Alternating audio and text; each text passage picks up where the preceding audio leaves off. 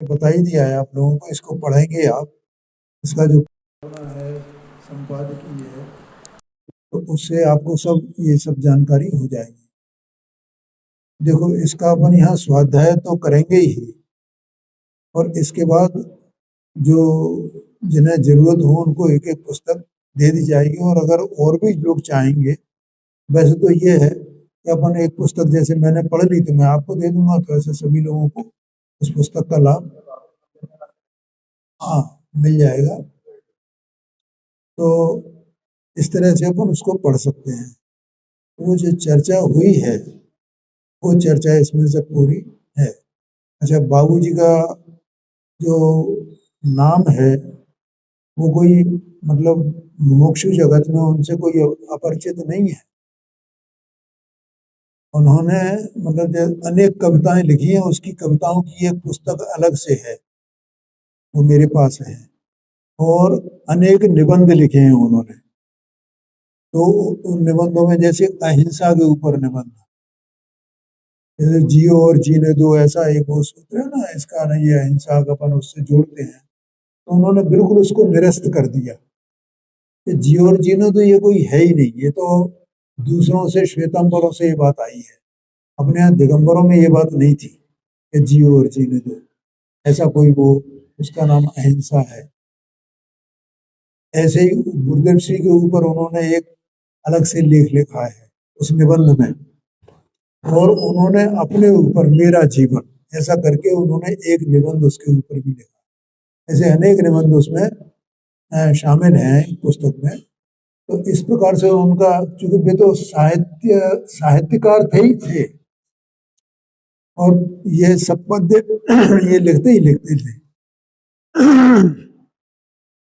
अभी जैसे मैंने बताया भी था कि वो जो किसी ने पूछा था मेरे से कि वो सोनगढ़ गए होंगे। अरे भाई, सोनगढ़ तो उनकी श्वासों में बसता था है।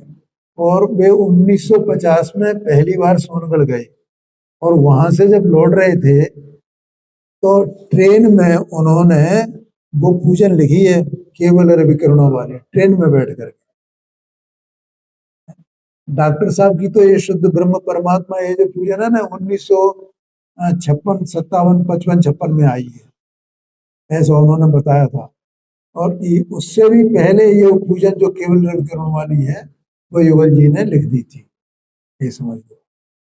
तो इस प्रकार से उन्होंने सोनगढ़ तो वो बिल्कुल ऐसा था उनके लिए, घरांगन जैसा। वो अनेकों बार गए थे।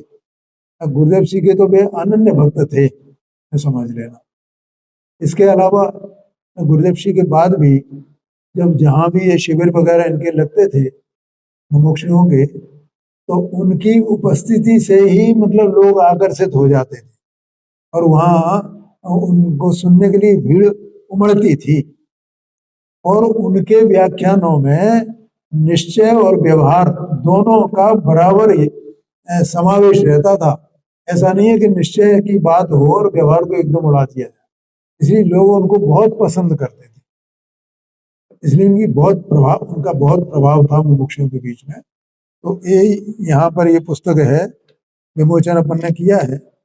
अब ये देखो, यहाँ पीडीएफ में भी उपलब्ध है, इस पुस्तक पर लिखा भी है पहले ही पेज पर, यहाँ लिखा हुआ भी, नीलंबर तत्व चर्चा के सभी पेज में ये लिखा हुआ है। 22 चर्चाएं सब टाइटल सहित बाबू युगल जी यूट्यूब चैनल पर एवं इसकी अक्षरशः पीडीएफ www.babuyugalji.com वेबसाइट पर उपलब्ध है, लिखा है ना इसमें। तो अपन लोग जो है, जिनको मानो उसमें देखना हो तो वहां भी वो उसको देख सकते हैं। यहाँ तो ये अपन ने इसलिए किया है कि किताब फॉर्म में उसका स्वाध्याय सही तरीके से हो जाता है। तो अब अपन यहाँ इसका थोड़ा सा स्वाध्याय का लाभ आज अपन लेंगे। देखो, तत्व चर्चा क्रमांक 1, 25 जनवरी 1999। इसको मैं पढ़ता हूँ सबके सबके पास पहुंच गई ना किताब? देख लो देख लो, ले लो। इस चर्चा में आत्मा का अनादिकालीन दोष, एक बात, दोष दूर करने के लिए आवश्यक चिंतन का स्वरूप, तीसरा इंद्रिय ज्ञान और अतीन्द्रिय ज्ञान तथा श्रद्धा और ज्ञान के स्वरूप आदि अनेक बिंदुओं का मार्मिक रहस्योद्घाटन किया गया है।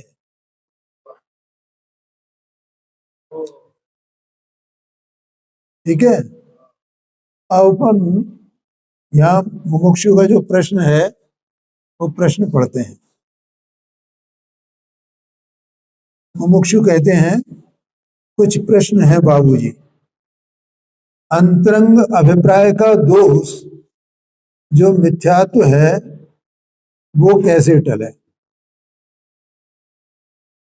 एक प्रश्न। दूसरा, मिथ्या दृष्टि के उपयोग की स्थिति क्या है? मिथ्या दृष्टि के उपयोग की स्थिति क्या है? तीसरा, साधक होने के बाद उपयोग की स्थिति क्या है? और इंद्रिय ज्ञान और अतीन्द्रिय ज्ञान की क्या स्थिति है? ये चार प्रश्न हैं। तो इनके सब्जेक्ट वाइज ही उत्तर दिए गए और टाइटल यहां दे दिए गए। जैसे पहला प्रश्न है अभिप्राय के दोष पर। तो अभिप्राय का दोष क्या है? कि अभिप्राय का दोष तो मिथ्यात्व है बस, है? ये देह मन वाणी और ज्ञानावरणादि आठ कर्मों के संयोग में ये आत्मा है, चेतन वस्तु है। ठीक है, लेकिन अनादि से इसके अभिप्राय में दोष है। ठीक, वो दोष क्या है? वास्तव में तो ये वस्तु जानने देखने वाली वस्तु है ना, और ये अपने को मात्र इतना ही, इतना जानने देखने वाला, इस रूप में स्वीकार करे तो कोई दोष हुआ? बोलो, तो कोई दोष नहीं है। लेकिन इसने अपने को ऐसा आज तक स्वीकार नहीं किया है, ये दोष है। तो स्वीकार तो किया होगा ना, किस रूप में स्वीकार किया है?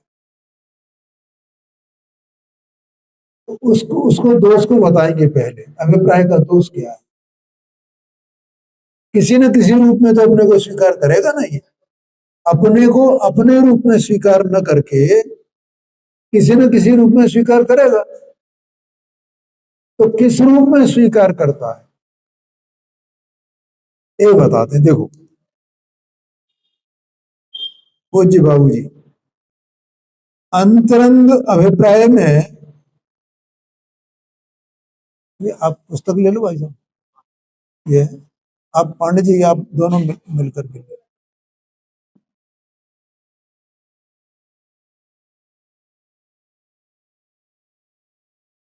अंतरंग अभिप्राय में जो अपना शुद्ध चैतन्य है, अपना शुद्ध माने अपनी वस्तु कैसी है? स्वभाव से, तो रोज अपन चर्चा करते हैं, स्वभाव से वो शुद्ध है। ठीक है, अब अशुद्धता क्या है वो बताएंगे। जो अपना शुद्ध चैतन्य है वो मैं हूं, वही मेरा है, और उसको छोड़कर जितना कुछ विकल्प होता है, मानना होता है, जानना होता है, क्या पांडे जी, क्या होता है यहाँ? अभी देह मन वाणी की क्रिया और ये ज्ञानावरणादिकाठ कर्म, इनकी चर्चा नहीं, इसमें क्या हो रहा है? इस चैतन्य वस्तु में क्या हो रहा है? जानना, मानना, विकल्प, यही तो हो रहा है ना। तो ये सब जो जानना, तो जानने का कोई ना कोई विषय है ना, मानने का कोई ना कोई विषय है ना। ये ऐसा है, ये ऐसा है, मैं ऐसा हूं, वो ऐसा है। ये जीव क्या करेगा? इसे, इसके जानने से, जानना माने मिथ्या जानना, इसके मानने से माने मिथ्या मानना, इसके विकल्पों से, रागादि भावों से, इसके देहादि की क्रिया से क्या संबंध है? कुछ संबंध है? कुछ संबंध नहीं है। वे तो स्वतंत्रपने अपने में परम रहे हैं। अभिप्राय का दोष इसका है कि देहादि का है? देहादि का नहीं है, कर्मों का नहीं है। अभिप्राय तो इसका है, उस अभिप्राय का दोष इसका बताते हैं। तो आप कैसा है? आप शुद्ध ज्ञानानंद स्वभाव की वस्तु है, शुद्ध है, ठीक है। लेकिन ये अपने को ऐसा शुद्ध नहीं मान रहा। अब ऐसा जो शुद्ध स्वभाव इसका है, शुद्ध द्रव्यता इसकी है, उसके सिवाय बाकी जो कुछ ये जो जिसका जानना, मानना और इसका जो विकल्प है, इन सबको छोड़ करके वो माने अपने शुद्ध स्वभाव को छोड़ करके बाकी जो कुछ है सब दोष है, सब दोष है। बोलो समझ में आया कि नहीं आया? क्या कपिल भाई, क्या कहते हैं? हाँ जी, सोना है ना, सोना है तो उस सोने में सोनापना उसका, उसको छोड़ करके बाकी जो कुछ है उसमें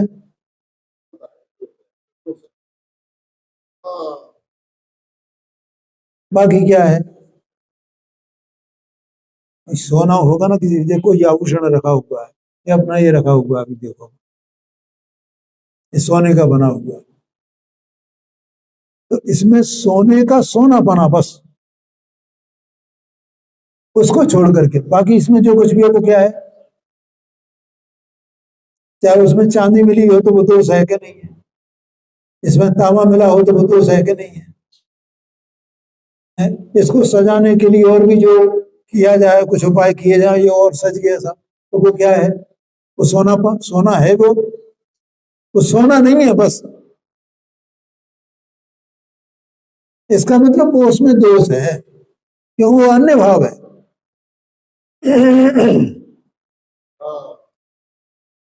ऐसे ये अंदर में चैतन्य वस्तु, चैतन्य चैतन्य चैतन्य चैतन्य चैतन्यता इसका स्वभाव, उसकी उस चैतन्यता को छोड़ करके, वो चैतन्यता त्रिकाल शुद्ध है, उसको छोड़ करके अभी वर्तमान में जो कुछ भी इसमें है वो सब विकल्प ही तो होंगे ना, वो सब इसकी मान्यता ही तो होंगी ना, वो इसका जानना ही तो होगा ना। चाहे अपने को ऐसा, मैं शरीर वाला हूं, मैं ऐसा पुण्यवान हूं, मैं ऐसे उच्च कुल वाला हूं, मेरा इतना परिकर है, मेरा इतना परिवार है, मेरा इतना परिग्रह है, ये जानना मानना किसका है? तो वो जानना मानना दोष है क्या नहीं है? और इसके सब निरंतर जो विकल्प चलते रहते हैं, इससे मुझे सुख होता है, इससे मुझे दुख होता है? ये मेरा पाप है, ये मेरा पुण्य है, ऐसे इसके जो विकल्प चलते हैं।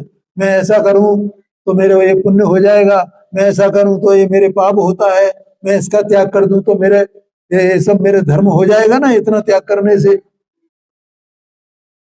क्या कहा भैया है? और मैंने ये अणुव्रत धारण कर लिए हैं, और मैंने ये महाव्रत धारण कर लिए हैं, ये क्या है? अनुव्रत दोष नहीं है, महाव्रत दोष नहीं है, तो क्या दोष है? ये मैंने धारण किए हैं, ये दोष है। मैंने इतना त्याग किया, वो त्याग किया है, वो त्याग दोष है क्या? तो फिर क्या दोष है? मैं त्यागी हूं, ये दोष है। नहीं नहीं, कह नहीं, वो मानता है, कहे कि नहीं कहे। मान लो मैंने जो त्याग कर दिया है, आपको कुछ पता है नहीं कि मैं कैसा त्यागी हूं, लेकिन मैं अपने को ये मानता हूं ना, मैं इतना बड़ा त्यागी हूं। त्याग दोष नहीं है। अपने को त्यागी मानना इस चैतन्य के द्वारा, वो त्याग तो जड़ की क्रिया है, उसमें तो कुछ है ही नहीं ना भाई। एक कपड़ा मेरा है और मैंने इसको त्याग दिया, तो ये तो जड़ की क्रिया हुई ना। ये कपड़ा पहले मेरे साथ में था, अब मैंने इसको छोड़ दिया, ये त्याग कर दिया मैंने, तो ये तो परद्रव्य की क्रिया है ना। इसमें तो आत्मा का क्या हुआ इसमें? ठीक है, तो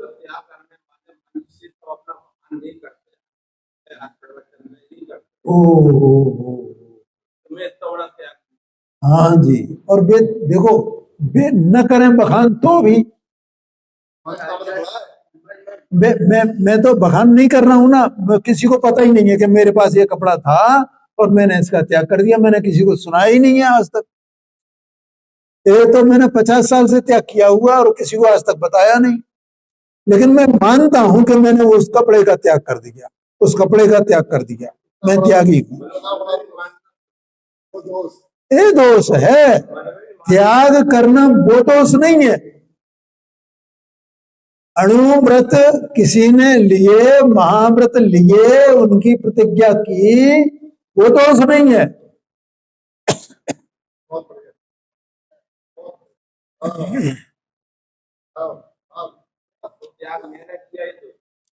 ये दोष है। क्यों?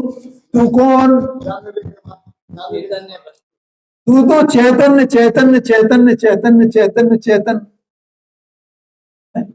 त्याग से, ग्रहण से तेरा क्या संबंध है?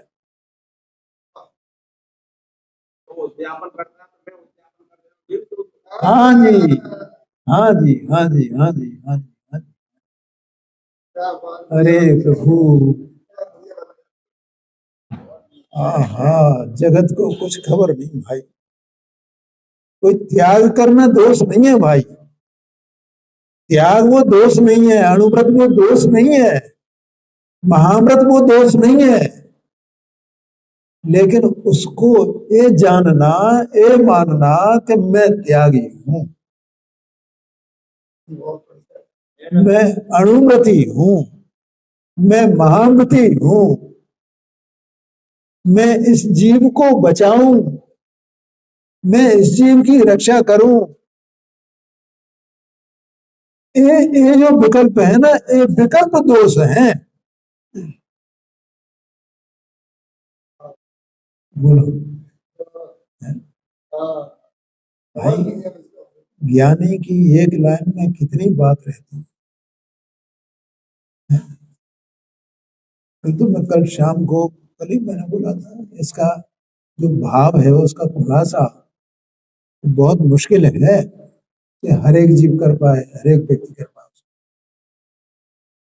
कहाँ जाएगी दृष्टि?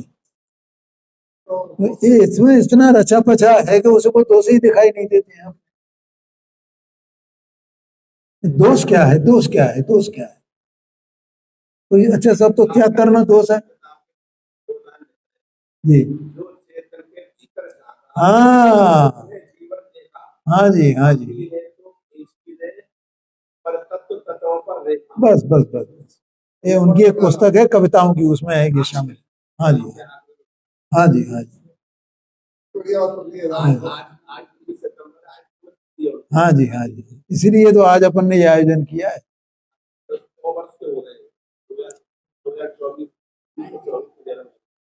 हाँ हाँ 1924। आज तो पुण्य तिथि है, माने 2015 में 30 सितंबर को एक्सपायर हुए थे।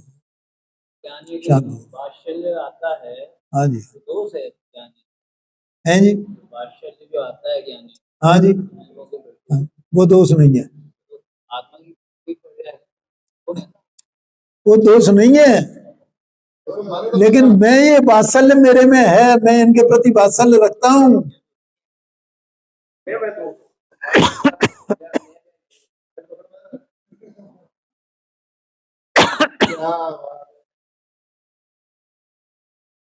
आया कि नहीं आया ख्याल में?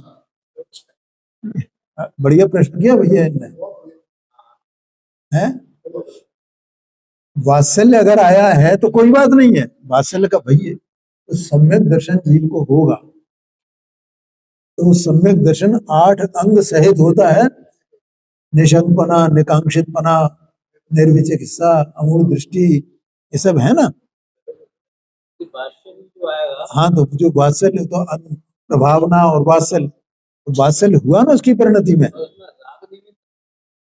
राग नहीं, अभी वो रागवाद की कोई बात नहीं करनी, अभी तो ये कि मैं इनके प्रति वात्सल्य रखता हूं, मुझे रखना चाहिए, और मैं रखता हूं इसलिए मुझे मैं सम्यक दृष्टि हूं ना, तो मैं सम्यक दृष्टि है, मुझे करना चाहिए ना, मैं करता हूं ना।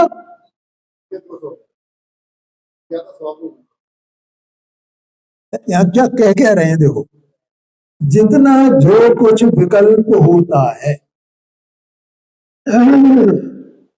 बोलो पांडे जी कुछ प्रश्न आए तो पूछ लो। जितना जो कुछ विकल्प होता है, जानना होता है माने जानने रूप विकल्प, मानना होता है माने मानने रूप विकल्प, जितना जो कुछ होता है। अब एक वात्सल्य तो एक वात्सल्य में हो गया ना। अच्छा, जानना हो रहा तो मैंने ये जान लिया ना, ये तो उसी कैटेगरी का है, मैंने ये जान लिया ना, और मेरा ये वात्सल्य है ना।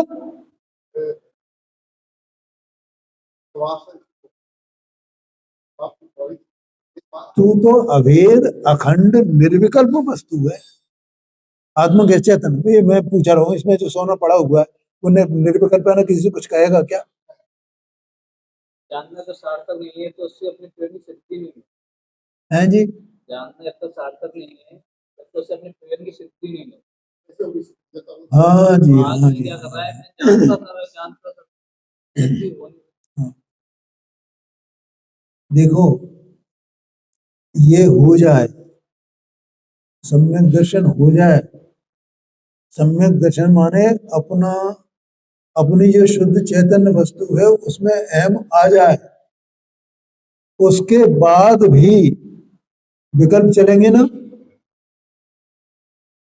है? तो मैं ये जानता हूं, मैं ये जानता हूं, ये जानना ऐसा है, ये जानना ऐसा है, एक विकल्प जो है वो कोई बुराई तो नहीं है ना इनमें, ऐसे विकल्प चलेंगे ना। लेकिन एक विकल्प भी दोष है, अगर वे दोष नहीं होते तो उन्हें छोड़ करके भगवान सिद्ध भगवान क्यों बनते? ये तो बने रहो ना संसार में, ये और ये जानते रहो ना, क्या बात है?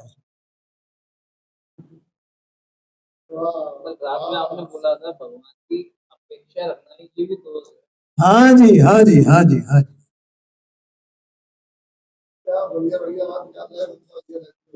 बोलो, समझना भैया, ये कितना कठिन है जगत। तो ये लगता है कि भाई ये सोनगढ़ वाले है ना, ये तो सब इसका इन्होंने उठा के रख दिया, उठा के रख दिया, कहीं इसका कोई निषेध ही नहीं है।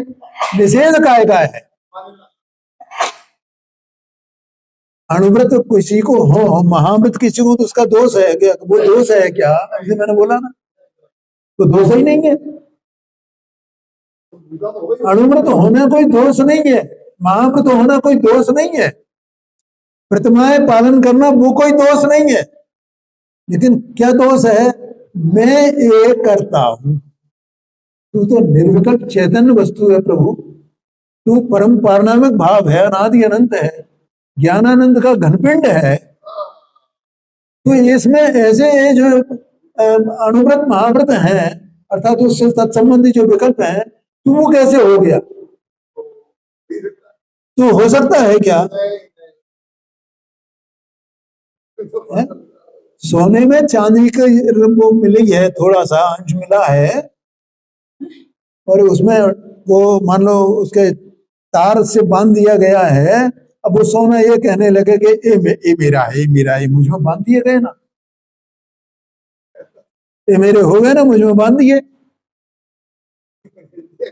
तो वो सोना है क्या? तो उसका जो शुद्ध सोना है वो कहेगा ये मुझ में दोष है भाई, ये मेरा नहीं हुआ, तुम भले ही टांग दो इसको, इसकी सिंहासन की भले ही शोभा बना दो। अरे मैं ये सिंहासन हूं ऐसा भी मैं मानूं तो ये दोष है, क्योंकि मैं तो शुद्ध चैतन्य मैं शुद्ध सोना सोना सोना सोना ही रहा हूं, इसके अलावा कुछ हुआ ही नहीं हूं।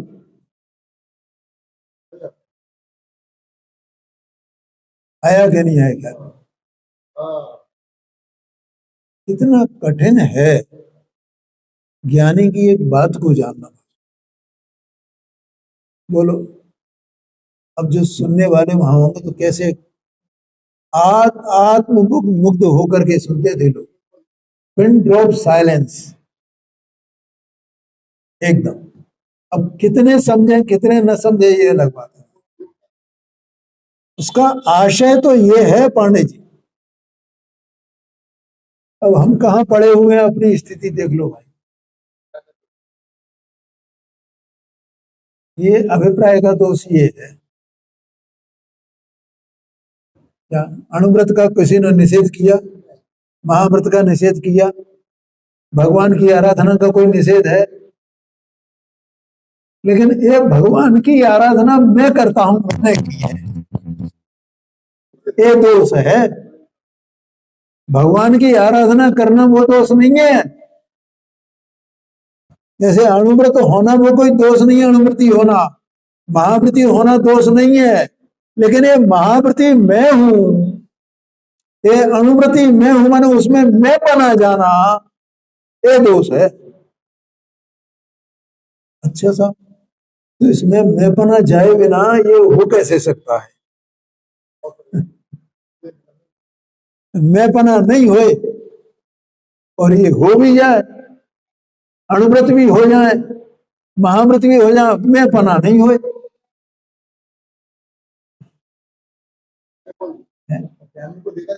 हाँ, पांडे जी कह रहे हैं यही तो कला है।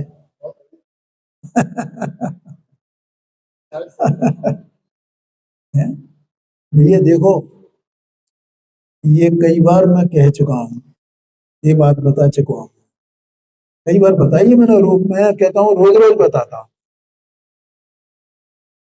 कि श्रद्धा कहाँ हो गई, मैं पना कहाँ आ गया?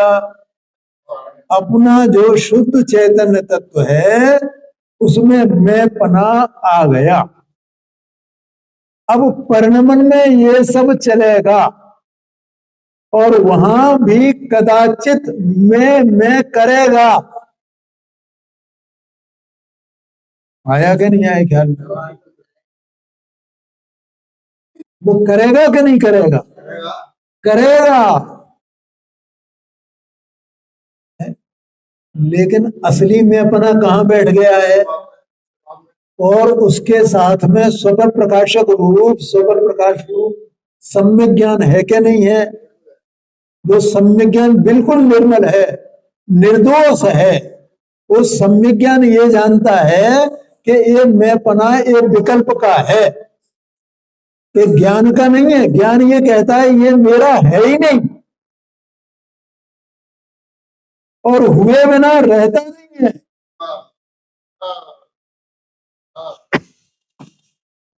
क्या कहा? हुए बिना रहेगा नहीं वो, और ज्ञान कहेगा ये मैं हूं नहीं, मैं तो ये बैठा हूं। वो अपनी श्रद्धा को जानता है, मैं तो ये बैठा हूं, मैं तो ये बैठा हूं, मैं तो। इसका नाम स्वपर प्रकाश है। वो जो मैं बाहर में चल रहा है ना, जो सबको दिख रहा है? क्या कहा? ज्ञान उसको क्या देख रहा है? ज्ञान उस मैं को मैं नहीं देख रहा है, ज्ञान उस मैं को, वो आत्मा का ही परिणाम है ना, वो ज्ञान उस मैं को पर देख रहा है। क्या देख रहा है? पर देख रहा है। तो फिर असली मैं को वो स्व देख रहा है, ए स्व है, ए स्व है, ए स्व है। बोलो समझ में आया कि नहीं? ये आशय है भाई। तो फिर अब वो विकल्प तो रहे ना, तो वो विकल्प अब दोष हुए कि नहीं हुए? क्योंकि दोष को स्वीकार नहीं किया है। ये दोष है, ये चलेगा पर्याय में, लेकिन मैं नहीं हूं ना। मैं तो शुद्ध चैतन्य तत्व, मैं तो शुद्ध चैतन्य, शुद्ध चैतन्य, शुद्ध चैतन्य। इसका मतलब वहां वो मैंपना होता हुआ भी, मैं का विकल्प होता हुआ भी, उस मैं में असली मैं का अहमपना नहीं है, ज्ञान का उसमें अहमपना नहीं है। बोलो समझ में आया ना? असली मैं पना तो वहां आकर के बैठ गया है। वो मैं पना वो तो राग की दशा है। किसकी दशा है? सब वो राग की दशा है।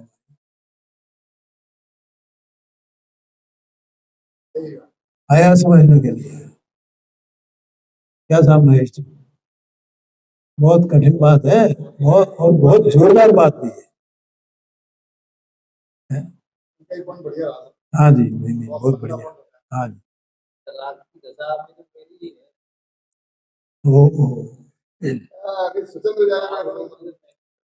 देखो, ये राग की दशा भी तो मेरी है।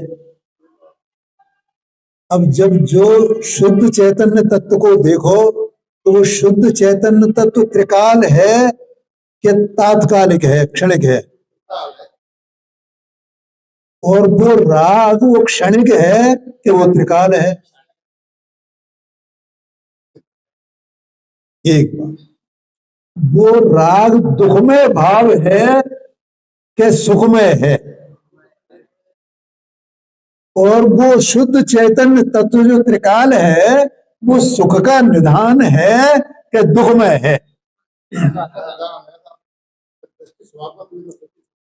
तो बोलो वो राग मेरा हुआ कि नहीं हुआ? होने पर भी मेरा हुआ कि नहीं?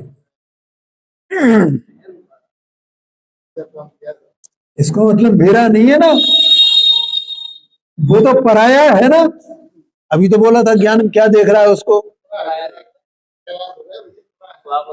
ओ, पर देख रहा है, पर देख रहा है, पर देख रहा है। भाई देखो, अपने घर में यही बोला था ना, किसी दूसरे की अमानत रखी है तो बोलो अपनी हो गई, अपन अपने से मान लेंगे, चाहे बिल्कुल वो सड़ी चीज हो और चाहे कितनी कीमती चीज हो, दूसरे की रखिए तो वो राग तो अपनी है, अपना है ही नहीं ना। वो चैतन्य तो कहाँ है वो राग? वो तो जिसके लक्ष्य से उत्पन्न हुआ है, कर्म के उदय से उत्पन्न हुआ है, वो तो कार्मिक है, है? चैतन्य रूप नहीं है वो, क्षणिक है, निकल जाने वाला है, विनाशी है, दुख में है। वो राग तो ना कपड़े की तरह दिखने लगता है, जैसे मैं और शरीर कपड़ा। हाँ जी, हाँ जी, हाँ जी, हाँ जी, बिल्कुल बिल्कुल बिल्कुल, वो तो ऐसा ही है भाई, ऐसा ही है। जैसे कपड़ा पहना है ना, ये उतार देंगे, दूसरा कपड़ा पहन लेंगे, ऐसे वो राग भी बदलता रहता है ना। वो तो हर समय बदल रहा है, हर समय। एक समय ऐसा नहीं जब राग नहीं बदल रहा है। और ये चेतन स्वभाव भी बदलने वाला है क्या?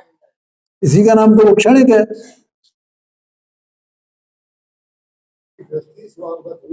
हाँ जी, हाँ जी, हाँ जी, ये बात है। इसलिए कहा बाबूजी ने, देखो फिर दोबारा पढ़ते हैं अपन इसको। अंतरंग अभिप्राय में जो अपना शुद्ध चैतन्य है, वो मैं हूं, वही मेरा है, और उसको छोड़कर जितना कुछ विकल्प होता है और मानना होता है, जानना होता है, वो सारा का सारा दोष है। अब आगे कहते हैं, जो अन्न के साथ अहम रूप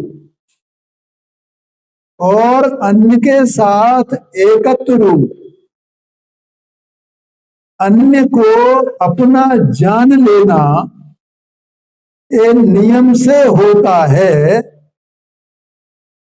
जब तक अपने चैतन्य में अहम और अपने चैतन्य में ही दर्शन ज्ञान का एकत्व न हो, तब तक श्रद्धा और ज्ञान की जितनी जो कुछ परिणति होती है वो सब पर के साथ, पर भावों के साथ अथवा चैतन्य से अनमेल जो भी भाव हैं, चाहे वे शुद्ध भाव हो,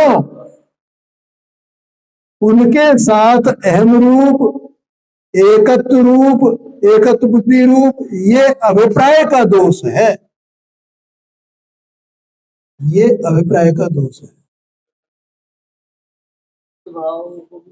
अभी बता देंगे सब भाई, चिंता क्यों कर रहे हो, हमें सब पता है।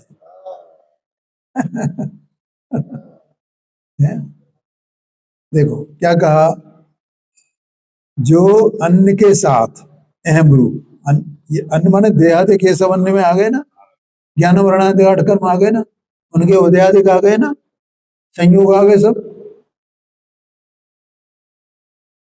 अहम रूप एक, एकत्व रूप दो, अन्य को अपना जान लेना ये नियम से होता है। कब तक होता है कि जब तक अपने चैतन्य में अहम नहीं हो, अपने चैतन्य में ही अपना जानना नहीं हो, देखना नहीं हो। माने मेरा जानना देखना काय में है, चैतन्य में, चैतन्य में, चैतन्य में। ऐसा एकत्व न हो, ठीक है, तब तक क्या होता है, अन्न में ही होता रहता, अन्न में ही होता रहता। तो अन्न में ही होते रहना ये दोष हुआ ना। तब तक श्रद्धा और ज्ञान की, दो की, जितनी कुछ भी परिणति होती है, तो इस चैतन्य की ओर परिणति क्या रहती है, श्रद्धा और ज्ञान की परिणति हो रही है ना, है? श्रद्धा माने मानना और ज्ञान माने जानना। तो जानना है, मैं इसको जान, मैंने ये कर लिया, ये जान लिया है, ये मैंने 28 गुण पान लिए, मैंने ये प्रतिमाएं धारण कर ली, मैंने ये भगवान की पूजा कर ली, मैंने ये स्वाध्याय कर लिया, मैंने ये व्याख्यान कर दिया। तो इसमें इसका जानना, इसको जानना, इसको मानना, क्या मानना, ये मैं, ये मेरी, ये मैं, ये मेरी, ऐसा जानना मानना है। 1-2 मिनट में ही खत्म कर रहा हूं मैं। वो सब पर के साथ और प्रभावों के साथ एकत्व रूप से, और जो चैतन्य के साथ अनमेल हैं, चैतन्य स्वभाव के साथ जिनका मिलान नहीं होता है, उनके साथ में, और चाहे वे शुद्ध भाव हों। शुद्ध भाव माने क्या, तो शुद्ध भाव माने पांडे जी, किसी को सम्यक दर्शन हुआ, सम्यक ज्ञान हुआ। अब सम्यक दर्शन की एक समय की परिणति वो शुद्ध भाव है ना। अब उसमें ये उछलने लगे, ओ मुझे सम्यक दर्शन हुआ। अगर उसने सम्यक दर्शन की पर्याय में अहम कर लिया तो वो दोष आ गया। हाँ, नहीं, वो नहीं, शुद्ध भाव होना चाहिए अंदर। सम्यक दर्शन वो शुद्ध भाव है, शुद्ध भाव में अपनापन आए। अगर शुद्ध भाव में अपनापन आता है तो वो दोष है पांडे जी। इसका मतलब वो मिथ्या तो हो गया। इसलिए कहा ओ, इसीलिए कहा जाता है ज्ञानी को पर्याय मात्र में अहम नहीं होता है। ज्ञानी को ज्ञान जानता है, लेकिन जानता है तो एक पर्यायगत भावन है, इससे मुझ में क्या हुआ है, उसका ज्ञाता ही तो है ना। ज्ञाता ही तो मतलब कि जैसे परपर्यायों को जानता है ज्ञान, ऐसे स्वपर्याय को जानता है। लेकिन वहां से श्रद्धा अगर चिक जाए तो वो दोष हो गया। कहां से? वो शुद्ध चेतन तत्व, वहां से अगर श्रद्धा चिक गई, उसमें से अहमपना छूट गया तो वो दोष हो गया। ये आशय है। आया समझ में? आगे की चर्चा अपन इतनी ही रखते हैं, आगे कल करें।